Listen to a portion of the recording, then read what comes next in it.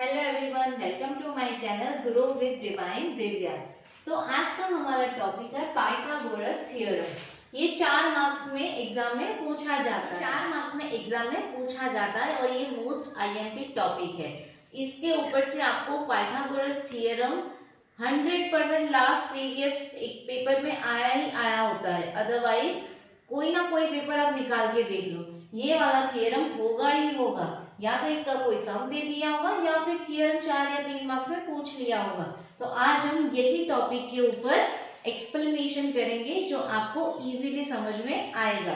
तो सबसे पहले हमें उसका स्टेटमेंट आना जरूरी है और उसको समझना जरूरी है। अगर समझ में नहीं आएगा तो लिखेंगे क्या? तो उसके लिए मैं आपको आज स्टेटमेंट सिखाती हूँ। तो व्हाट इज द स्टेटमेंट? तो in a right angle triangle, एक राइट एंगल ट्राइंगल है। राइट एंगल मतलब उसका एक जो कॉर्नर है वो 90 डिग्री ही होना चाहिए। तो in a right angle triangle the square of the hypotenuse side, ये जो हाइपोटेनियस साइड है उसका square is equal to the sum of square of the other two sides. तो ये जो तीसरी साइड है जिसको हम हाइपोटेनियस साइड बोल रहे हैं उसका सम ए और बी, ए और बी का स्क्वायर का सम होता है, मतलब a square plus b square equal to होता है सी स्क्वायर। तो this is our statement of Pythagoras theorem. अगर आपको ये समझ में आ जाता है तो हम इसका प्रूफ बहुत आराम से इजीली कर सकते हैं। तो चलो हम इसका प्रूफ देखते हैं। ओके, तो पाइथागोरस थ्योरम हमेशा राइट एंगल ट्राइंगल के लिए ही यूज होता है। तो ये हमारा है राइट एंगल ट्राइंगल, ये हमेशा 90 डिग्री का ही रहता है। हमें क्या प्रूफ करना है कि a square plus b square equal to होता है सी स्क्वायर, हमें ये प्रूफ करना है। तो अभी हम ट्राइंगल लेंगे ए बी और सी। तो हमारा गिवन क्या है? तो हमें गिवन दिया है we have triangle A B C is right angle. तो हमें पता है कि हमारा जो ट्राइंगल ए बी सी है वो राइट एंगल है। हमें प्रूफ क्या करना है? तो we have to prove that A C square equal to A B square plus B C square. तो ये हमारा प्रूफ करने का स्टेटमेंट है। हमने जैसे कि स्टेटमेंट पढ़ा, अभी हमें इसको प्रूफ करना है।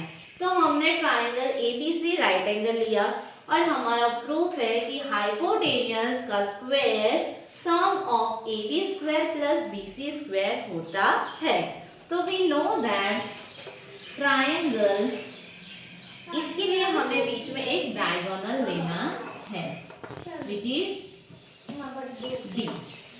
तो राइट एंगल है तो हमने इसके लिए बीच में एक डायगोनल लिया है which is D. BD is the diagonal of triangle ABC. Now we know that, stop. We know that triangle CBD is congruent to triangle ABC. So from that we can derive this BC square equal to CD multiply by AC. This is our statement 1. Now we also conclude this AB square equal to AD multiply by AC. This is our number 2. Now we know that AB square plus BC square, तो हमें करना है AB square plus BC square. So what is AB? So AB is AD multiply by AC plus CD multiply by AC. Now हम common निकाल सकते हैं AC को। तो यस, AC को हमने कॉमन निकाल दिया तो हमारे पास बचा AD multiply by CD. Stop. तो now we have AC AD multiply by CD। तो हमारा AD मल्टीप्लाई बाय CD क्या है हमारे पास? It's already given, it's AC। तो we know now AB square plus BC square equal to AC square. Now hand prove. हमें जो चाहिए था वो हमने प्रूव कर लिया है।